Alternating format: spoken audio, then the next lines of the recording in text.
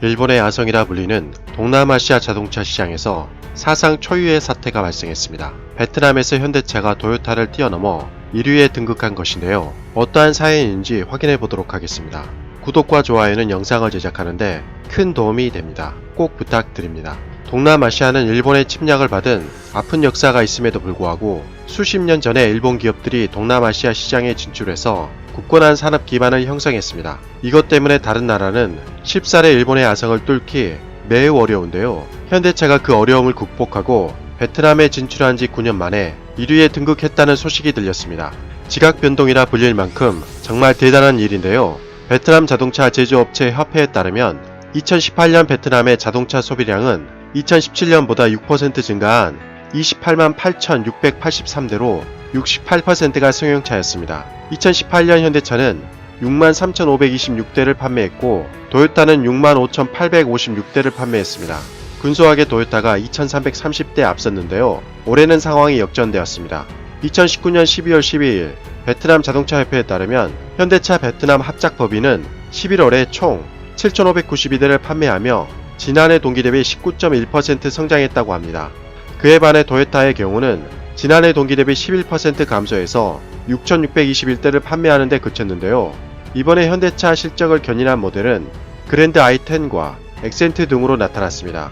누적 판매량을 살펴보면 11월까지 현대차는 7만 802대를 판매한 반면 도요타는 7만 633대로 이번에는 근소하게 현대차가 169대를 앞섰는데요. 베트남 소식통에 따르면 앞으로 격차는 더욱 벌어질 것이라고 합니다. 그 이유로는 베트남의 영웅인 박항서 감독님 효과인데요. 현재 하늘을 찌를 정도로 인기가 높아서 일본차가 한국 브랜드를 이기기는 쉽지 않을 것이라고 합니다. 더군다나 현대차 관계자에 따르면 내년에 10만 대 생산 라인업이 구축되기 때문에 베트남 시장 1위는 더욱 확실할 것으로 보고 있습니다. 잠시 박항서 감독님의 효과가 얼마나 대단한지 확인해보면 신한 베트남은행은 박항서 감독님을 광고 모델로 쓰고 나서 2018년 3월에 104만 명이던 고객이 2019년 11월 151만 명으로 폭증했고 한국 보험업계 역시 박항서 감독님 효과 덕분에 베트남에서 약진하고 있다고 합니다. 이것뿐만 아니라 한국은 베트남 자동차 부품 수입에서도 이미 1위를 차지했습니다.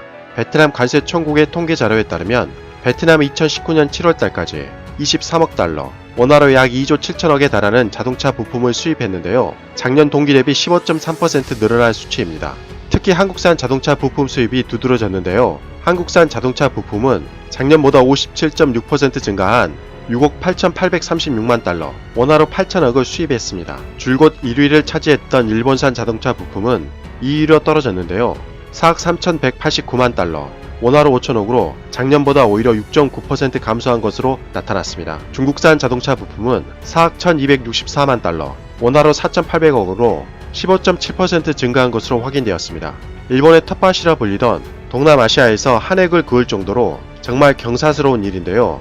현대차는 베트남에 그치지 않고 동남아시아에서 가장 큰 시장인 인도네시아도 적극 공략한다고 합니다. 현재 인도네시아는 일본 자동차 브랜드가 점유율을 96%를 차지할 정도로 막강합니다. 현대차는 겨우 0.1%이며 BMW조차도 0.3% 판매하는 데 그쳤습니다. 하지만 최근에 한국과 인도네시아 CEPA가 타결된 이후로 상황이 많이 변했는데요. 특히 한국산 냉연, 도금, 열연 등 자동차 강판과 부품 등에 대한 5%에서 15%의 현지 관세가 즉시 철폐되기에 한국 자동차 기업이 현재 조립 공장을 짓는다면 관세 없이 인도네시아에 판매할 수 있게 됩니다. 관세가 없다는 것 자체가 엄청난 특혜인데요. 현대차는 곧바로 인도네시아 정부와 현지 공장 건설을 위한 투자 협약을 체결했으며 2021년에 연간 생산 15만 대 규모로 가동을 시작해 최대 생산 능력을 25만 대까지 끌어올릴 계획이라고 합니다.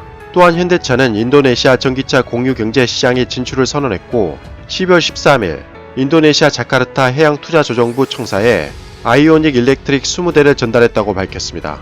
이번 시범 운영을 통해 현대차와 그랩 양사는 내년 초부터 자카르타에서 차량 호출 서비스 운영을 시작해 순차적으로 전기차를 확대할 구상이라고 합니다.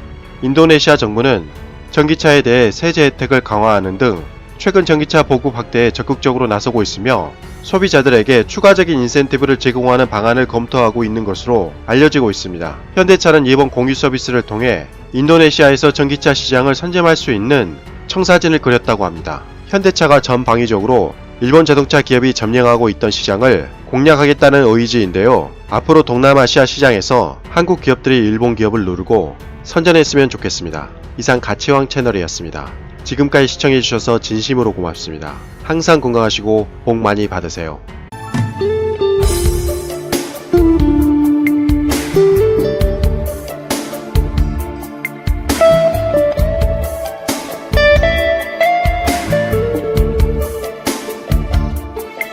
thank you